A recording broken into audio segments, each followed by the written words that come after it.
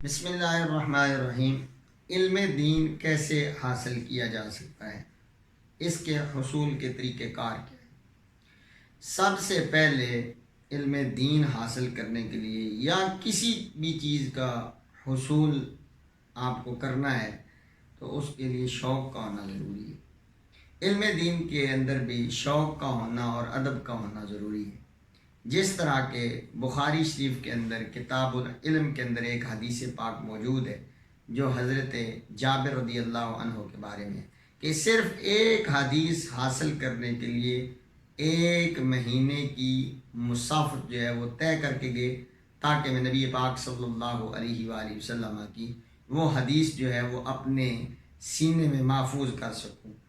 اور سفر کی صعوبتیں برداشت کیں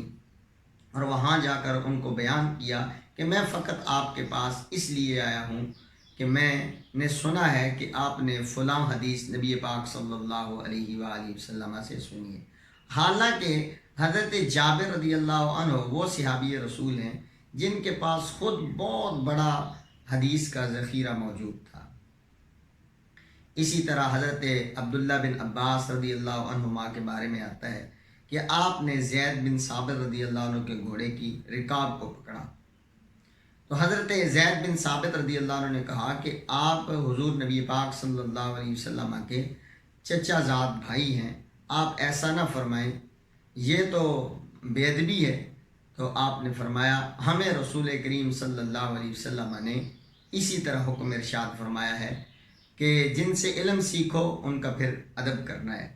تو حضرت زید بن ثابت رضی اللہ عنہ گھوڑے سے اترے اور ان کے ہاتھوں کو بوسہ دیا۔ انہوں نے کہا یہ کیا کر رہے ہیں آپ؟ تو انہوں نے آگے سے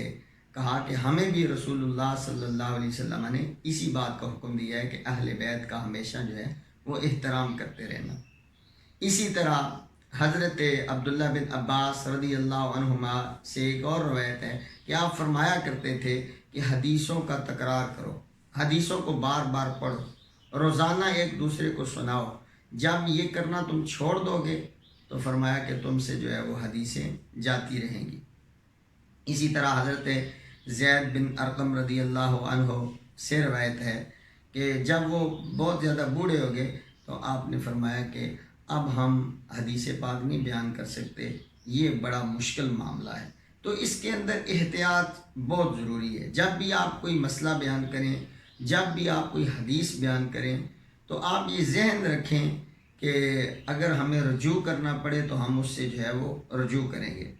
اور اس کے اندر احتیاط بہت ضروری ہے کہ جیسا کہ حضرت عبداللہ بن عمر رضی اللہ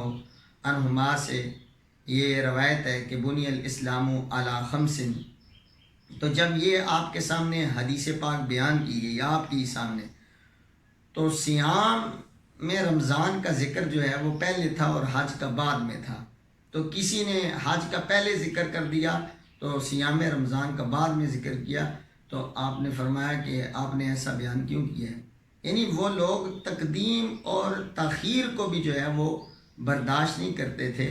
بلکہ وہ کہتے تھے کہ جس طرح رسول اللہ صلی اللہ علیہ وسلم نے بیان فرمایا ہے اسی طرح بیان کرنا ہے۔ تو الفاظ کی تقدیم اور تاخیر کا بھی صحابہ اکرام رضوان اللہ علیہ مجمعین خیال رکھا کرتے تھے۔ اور حضرت سعید بن جبیر رضی اللہ عنہما سے مروی ہے کہ یہ کہتے ہیں جب ہم حضرت جابر رضی اللہ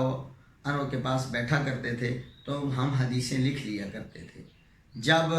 ہمارے پاس کوئی ورق نہ بچتا تو ہم کوئی اور چیز اٹھا لیتے تو اس پر حدیث کو جو ہے وہ لکھ لیا کرتے تھے۔ تو یہ صحابہ کرام رضوان اللہ علیہ مجمعین کا مزاج تھا۔ کیوں؟ اس لیے کہ نبی علیہ الصلوۃ والسلام نے فرمایا کہ من کذب علی متعمدا فلیتبوأ مقعدہ من النار، فرمایا کہ جس نے میری طرف جھوٹ منسوب کیا اس نے اپنا ٹھکانہ جہنم بنا لیا۔ تو بعض اوقات دین سیکھنے کا شوق پیدا ہوتا ہے تو شوق اس طرح کا پیدا ہو جاتا ہے کہ بندہ چاہتا ہے کہ میں سارا ہی دین ایک دن میں حاصل کر لوں، حالانکہ اس طرح نہیں ہوتا۔ سیدی اعلیٰ حضرت عظیم المرتبت الشاہ احمد رضا خان فاضل بریلوی رحمہ اللہ کے پاس ایک سائل آیا تو اس نے بھی اسی طرح کا سوال کیا۔ اس نے فرض، واجب، سنت، مستحب اور حج، عمرہ